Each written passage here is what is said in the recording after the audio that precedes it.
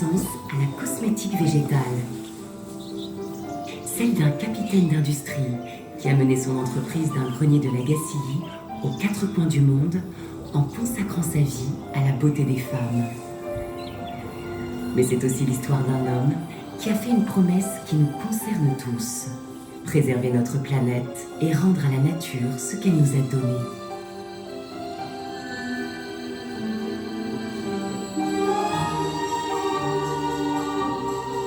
Notre histoire commence en 1930. Yves Rocher naît à la Gacilly le 7 avril, dans la maison familiale de la rue Saint-Vincent. Son père Joseph tient un commerce de tissus et chapeaux au rez-de-chaussée, et le jeune Yves, entouré de sa mère et de sa sœur, y coule une enfance heureuse. Mais sa santé est fragile, ce qui va déterminer son destin. Afin de le ménager, Joseph assure son éducation à domicile. Yves découvre donc très tôt les coulisses du commerce et partage le quotidien d'un père soucieux de l'avenir du territoire, victime de l'exode rural. Une vie en intérieur? Non.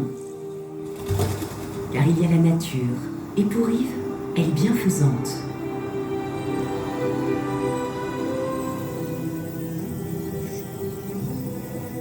Lors de longues promenades à travers le pays de la Gacilly, il suit son père qui lui transmet sa passion pour le végétal et partage sa connaissance de la flore locale.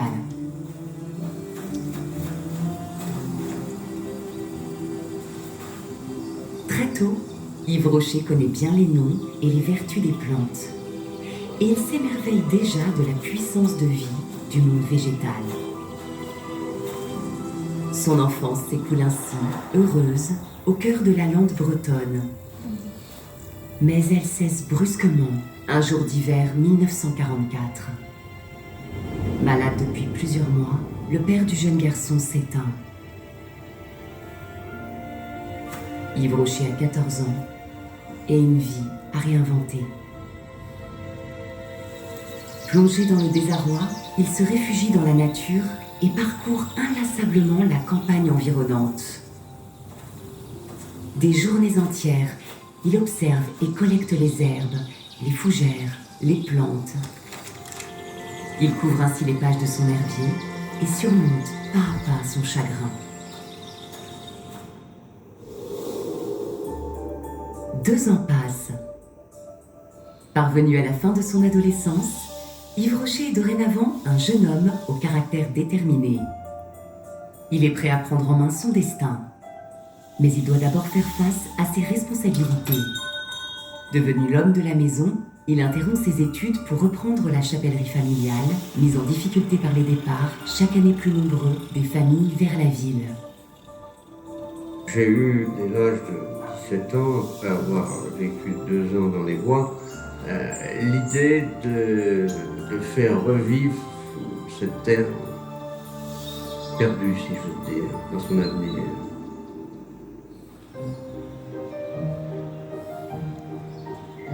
Cherchant à donner un nouveau souffle au commerce pour offrir des jours meilleurs à sa famille, il a un premier coup de génie. Si les clients peinent à venir jusqu'au magasin, il faut amener le magasin jusqu'aux clients. Il entreprend donc de commercialiser les textiles sur les marchés des villages environnants.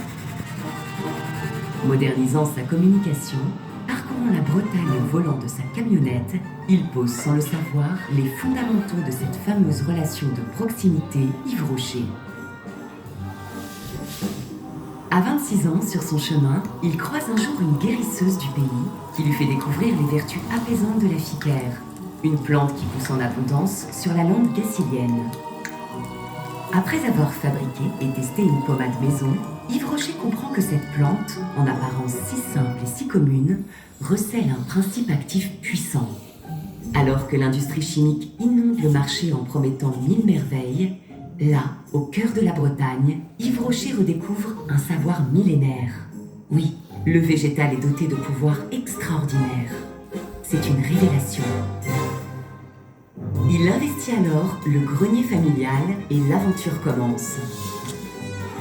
Fort de ses convictions sur le commerce, il n'attend pas que les clients viennent à lui et décide de vendre sa pommade par correspondance via des publicités dans les journaux. En 1956, la méthode est inédite, d'autant qu'Yves Rocher a compris bien avant Internet que l'avis enthousiaste d'un client vaut toutes les publicités. Il écrit donc lui-même aux acheteurs pour prendre des nouvelles, et ceux-ci emplissent en retour le bureau de poste de lettres de satisfaction. Ces témoignages, insérés dans les communications, produisent un effet immédiat.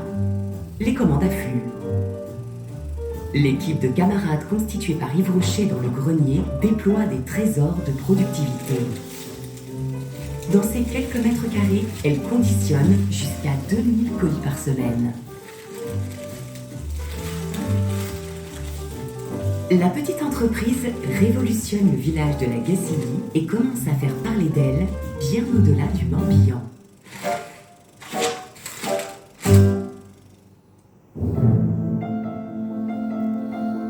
Les jalousies sont nombreuses, la concurrence devient agressive et les lobbies se mobilisent.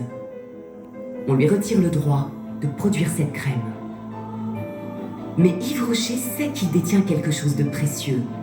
Pas question d'abandonner. Visionnaire, il a une nouvelle ambition, identifier de nouveaux principes actifs au cœur du végétal et développer une gamme entière de produits de beauté. Des produits pour toutes les femmes qui ne seraient plus réservés à une élite urbaine. Des produits accessibles, respectueux et efficaces que les femmes pourraient se faire livrer chez elles où qu'elles se trouvent. La marque Yves Rocher et la cosmétique végétale viennent de naître. L'équipe s'installe dans le premier laboratoire de biologie végétale. La recherche se met en place.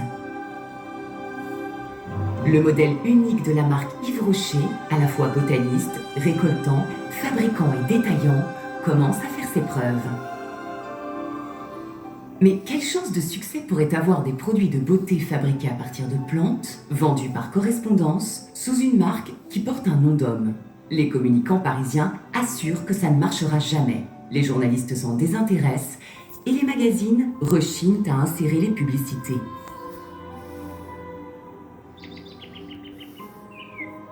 Pourtant, Yves Rocher reste fidèle à son intuition. La beauté pour toutes sera végétale ou ne sera pas.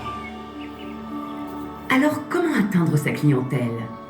Comment lui faire comprendre que de manière simple et naturelle, on peut être belle? La marque franchit une nouvelle étape. Yves Rocher lance le premier livre vert de la beauté. Un recueil de conseils pour toutes les femmes. Et le succès est immédiat. Aujourd'hui, la mode est à la nature. Tant mieux. Les sirènes de la réussite auraient pu mener Yves Rocher bien loin de la Gacilly. Mais souvenez-vous, il a depuis son plus jeune âge l'idée d'agir pour sa terre natale. Nous pouvons revivifier notre coin de terre bretonne. En devenant maire du village en 1962, il promet de créer une centaine d'emplois. Aujourd'hui, des milliers de personnes en Bretagne et dans le monde travaillent en lien avec l'écosystème de la marque.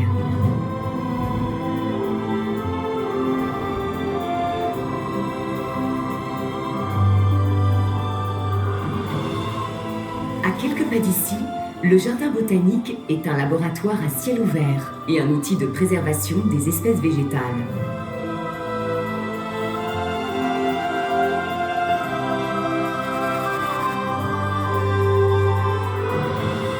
Les plantes sont cultivées localement en agriculture biologique.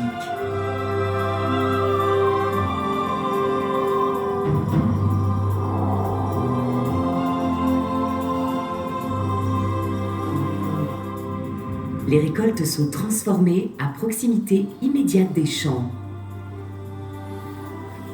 350 millions de produits sont fabriqués et conditionnés dans les usines aux alentours, totalement intégrés dans la nature.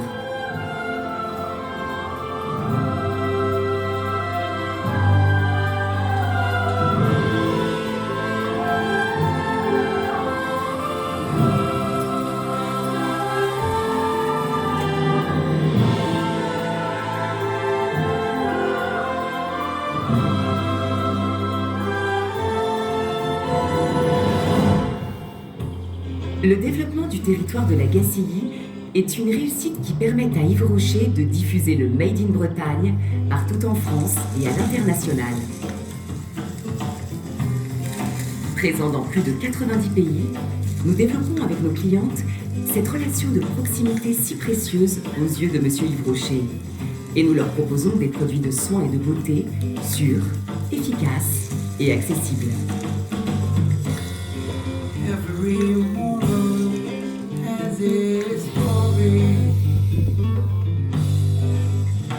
C'est un modèle unique, voulu par Monsieur Yves Rocher dès le premier jour. Cette recherche permanente d'équilibre, nous la perpétuons encore et toujours ici à la Gacilly et partout dans le monde. Alors que diriez-vous de poursuivre maintenant l'aventure au cœur du végétal, au cœur de ce qui inspire Yves Rocher depuis plus de 50 ans? Retrouvons-nous à l'étage en empruntant l'escalier situé derrière la porte.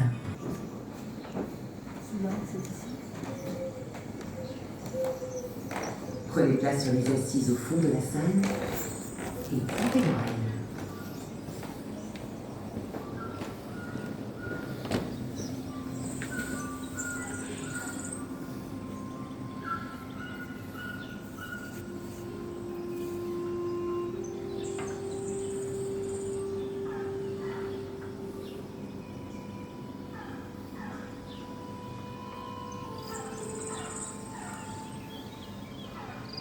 Installez-vous confortablement et écoutez. Vous entendez? La nature nous parle et nous rappelle sa présence à chaque instant. Ici, nous allons plonger au cœur du végétal, une force de vie extraordinaire, le fruit de 3,7 milliards d'années d'évolution. Le végétal a du génie. À tout instant, il déploie des chefs-d'œuvre d'adaptation, de séduction, de régénération. Sans le végétal, pas de vie sur Terre. Nous avons encore tellement à apprendre de lui. Regardez, observez, laissez-vous séduire à votre tour.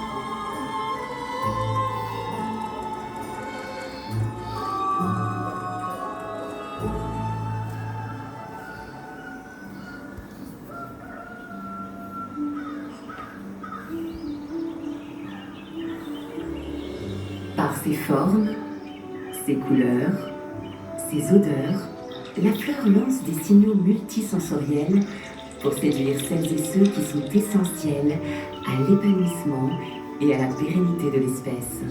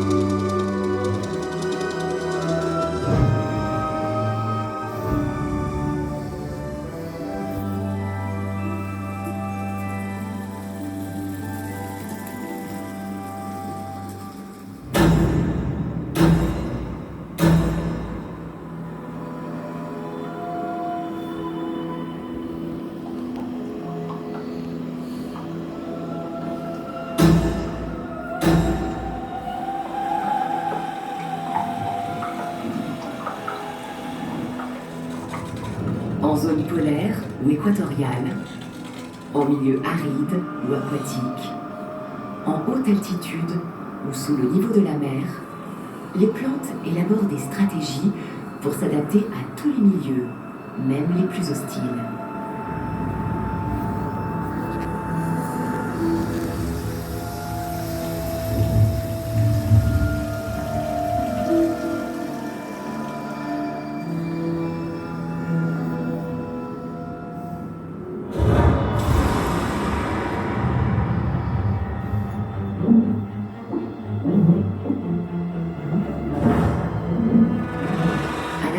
De nouveaux espaces, d'eau ou de lumière, la plante déploie des stratégies extraordinaires pour s'épanouir sur de nouveaux territoires.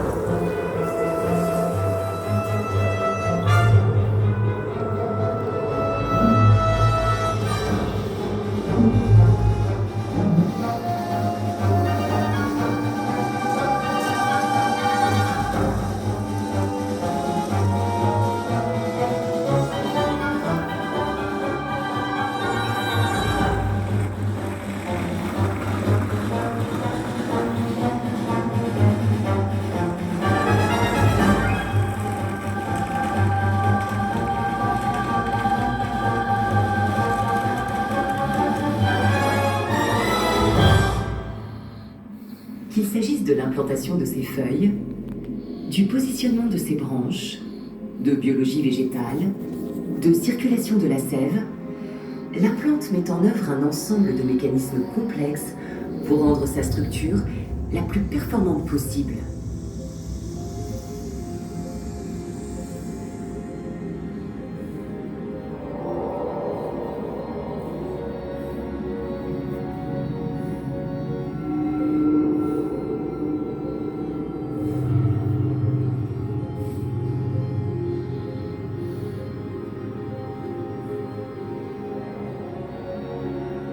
Voilà le génie du végétal. S'adapter, séduire ou se régénérer sont autant de forces qui ont donné naissance à plus de 300 000 espèces de plantes sur notre planète. Certaines détiennent un pouvoir immense. Elles recèlent des principes actifs capables d'interagir avec les cellules de notre peau pour la nourrir, la revitaliser et la protéger.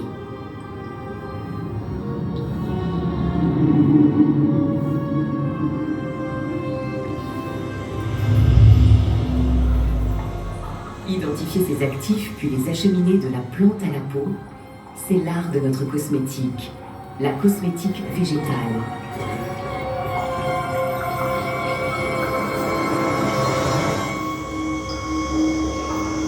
Vous voulez comprendre comment procèdent les experts ?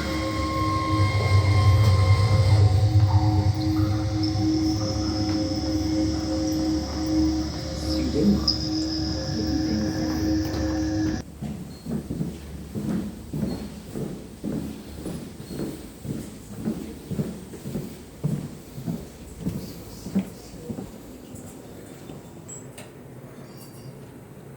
Entrez et installez-vous. Prenez place autour des deux tables, sur les tabourets et chaises. Pour répondre aux attentes de millions de femmes à travers le monde. Ces femmes sont uniques, multiples, et pourtant, elles ont une aspiration commune, des produits cosmétiques naturels qui les accompagnent au quotidien. Saviez-vous que nous avons une partie de notre ADN identique à celle des plantes ? Le défi de la cosmétique végétale, notre défi, est d'identifier au cœur des plantes les molécules qui leur confèrent cette force de vie. Ce sont les actifs végétaux. Vous êtes au cœur de la recherche Yves Rocher. Concevoir un produit de beauté est une aventure au long cours, le fruit de nombreuses compétences et de valeurs communes. Être la marque de beauté la plus respectueuse des femmes et de la nature. Vous êtes prêts ?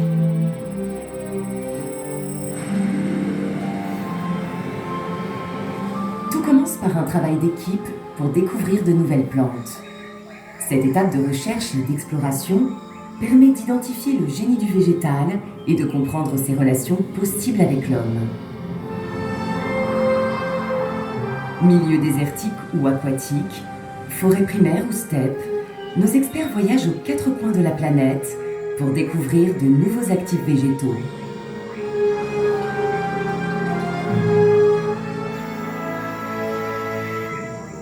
Voilà la pierre fondatrice de la cosmétique végétale. Un savoir botanique qui rencontre des traditions millénaires et qui prend vie sur le terrain.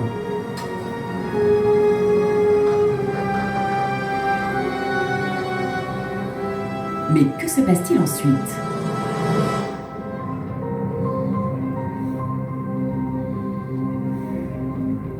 De retour à Paris, au sein des laboratoires Yves Rocher, nos botanistes partagent leurs découvertes avec l'équipe de chercheurs qui décryptent les propriétés de la plante, qu'elles proviennent de nos latitudes ou d'ailleurs, ses caractéristiques, ses propriétés et la façon dont elle interagit avec son environnement.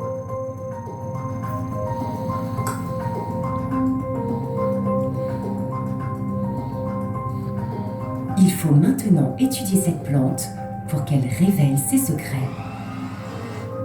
Car avant qu'elle ne trouve son application dans un soin efficace pour votre peau, nos chercheurs vont isoler la molécule qui la rend si unique.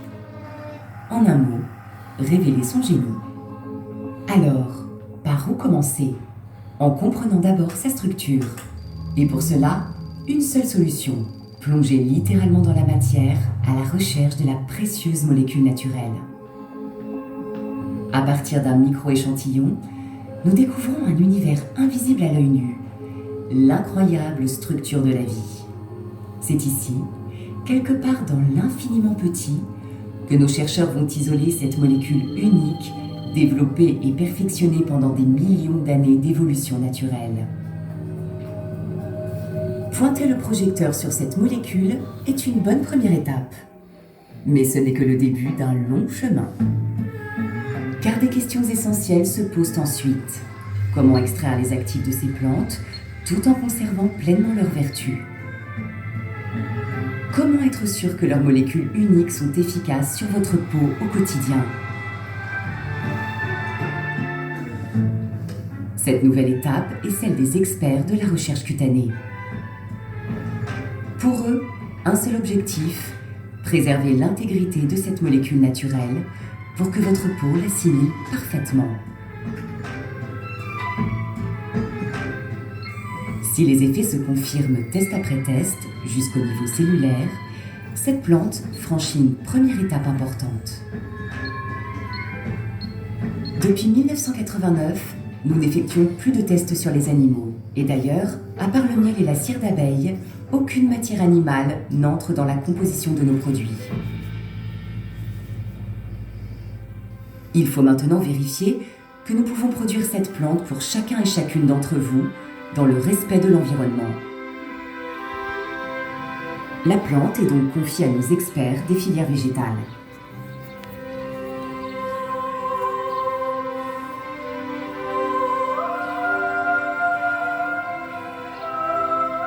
Nos agronomes mettent en pratique une étape essentielle, tester sur plusieurs saisons la culture de cette plante à l'Agacilly. Si cette étape tient ses promesses, nous pourrons la cultiver sur nos terres à quelques centaines de mètres d'ici, en agriculture biologique, comme nous le faisons notamment pour le bleuet, la camomille ou la ficoïde glaciale. Pour le karité de l'Afrique de l'Ouest, le tiaré de Tahiti ou l'afloya de Madagascar, nous mettons en place, avec les populations locales, des filières d'approvisionnement tout en préservant les ressources naturelles. Résumons. Nous avons identifié un actif dans une plante. Nous savons optimiser son extraction. Nous avons démontré qu'il est efficace sur les cellules de la peau. Reste à en faire un produit cosmétique. Cette nouvelle aventure est celle des sens. Car il s'agit de créer la délicate alchimie d'une formule efficace aux textures sensorielles et aux parfums travaillés, pour que chaque jour, l'émotion et le plaisir soient au rendez-vous.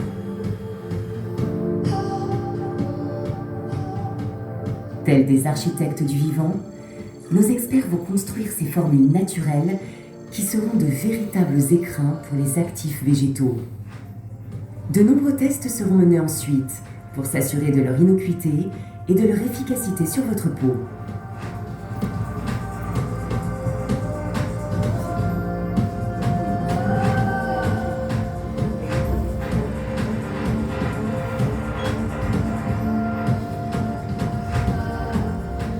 Avant que ce produit n'entre dans votre sac à main ou votre salle de bain, des femmes volontaires vont l'utiliser en avant-première sous le contrôle de dermatologues indépendants.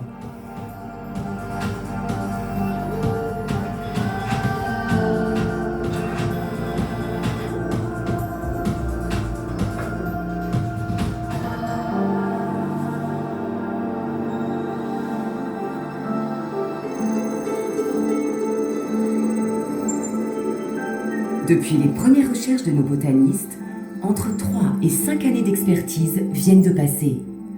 Tout est maintenant prêt pour que cet actif arrive jusqu'aux 30 millions de femmes et quelques hommes aussi qui font confiance à Yves Rocher.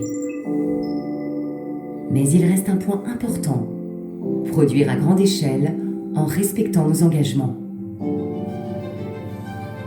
Retour à la Gacilly, où des femmes et des hommes garantissent que notre cosmétique est une cosmétique végétale, respectueuse et efficace.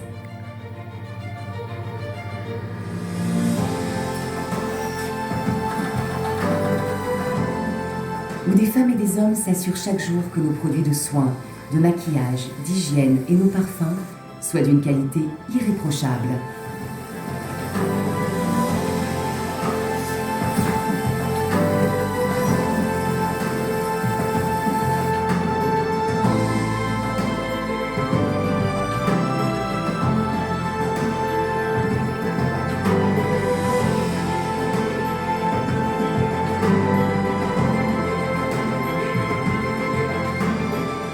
Où des femmes et des hommes font de notre entreprise un modèle unique, performant, responsable.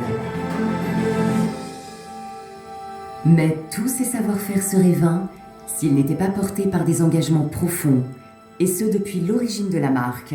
C'est à la découverte de ces valeurs et à une rencontre avec ceux et celles qui les incarnent que je vous convie maintenant.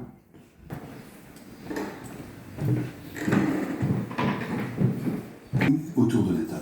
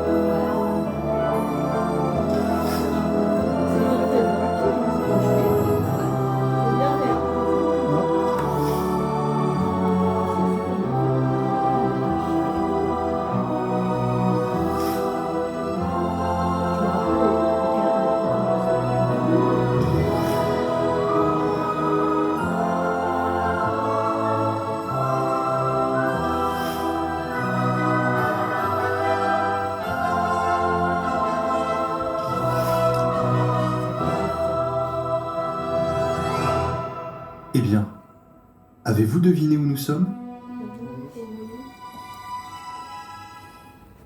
Ce grenier ressemble beaucoup à celui de mon grand-père Yves Rocher. Nous sommes en 1959, l'année où tout a commencé. C'est ici qu'il a formulé la première pommade. C'est ici qu'il l'a fabriquée. C'est ici qu'il a conditionné le premier colis pour la première cliente. Et l'histoire a suivi son cours. mon grand-père a tenu ses promesses. Changer la vie de son coin de terre bretonne. Changer la vie des femmes. Et rendre à la nature ce qu'elle nous donne chaque jour.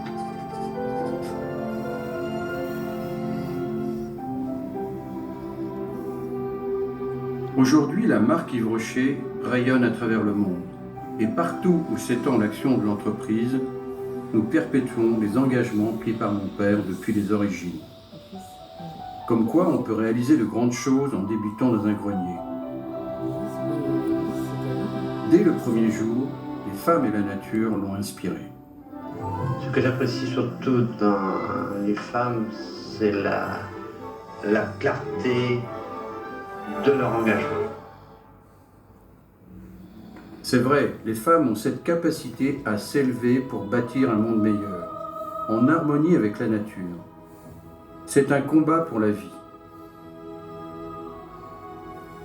Nous avons créé la Fondation Yves Rocher pour soutenir celles et ceux qui s'engagent, qui agissent sur le terrain pour la nature.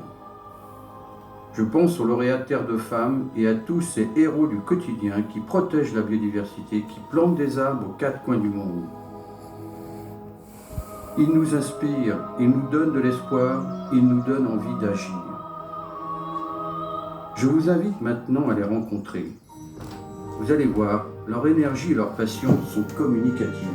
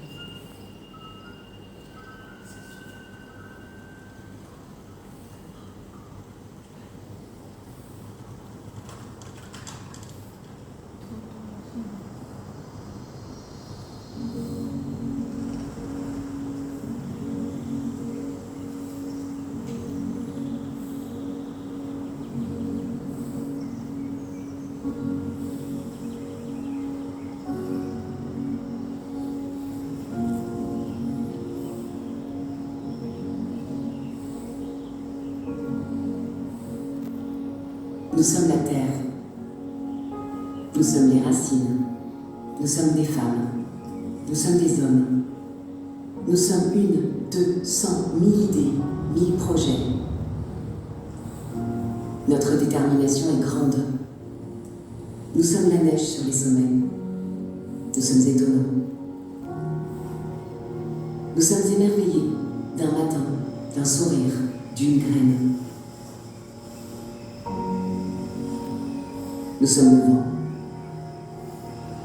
Nous sommes loin et pourtant si près. Nous sommes à l'écoute. Nous sommes convaincus que rien n'est petit quand tout est nécessaire. Nous sommes des cœurs, des mains, des regards. Nous sommes engagés. Nous sommes le changement. Nous sommes le monde. Nous sommes 10, 20, des centaines d'histoires. Nous sommes la pluie. Nous sommes responsables. Nous sommes inspirés. Nous sommes des villes et des villages. Nous sommes des larmes, de sueur, de rage et de joie.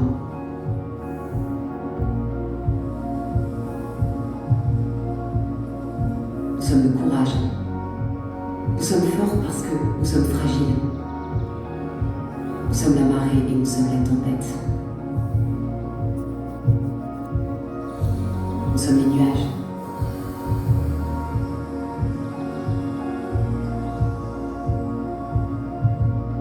Nous sommes émus.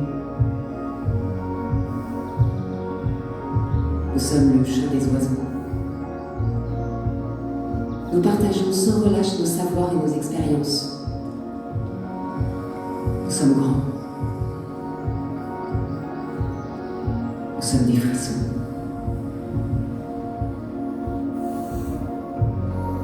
Nous sommes chaque champ et nous sommes chaque forêt. Nous sommes l'espoir. Nous sommes 10 000, 100 000, 100 millions d'arbres. Nous sommes fiers. Nous sommes là.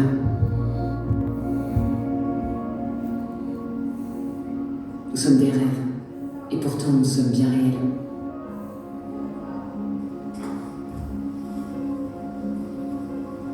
Nous sommes les rires. Nous sommes la lumière.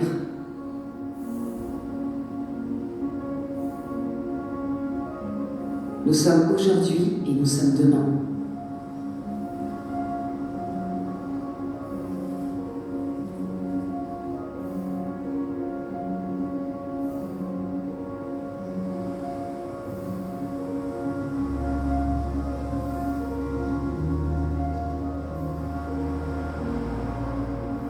Nous sommes vous.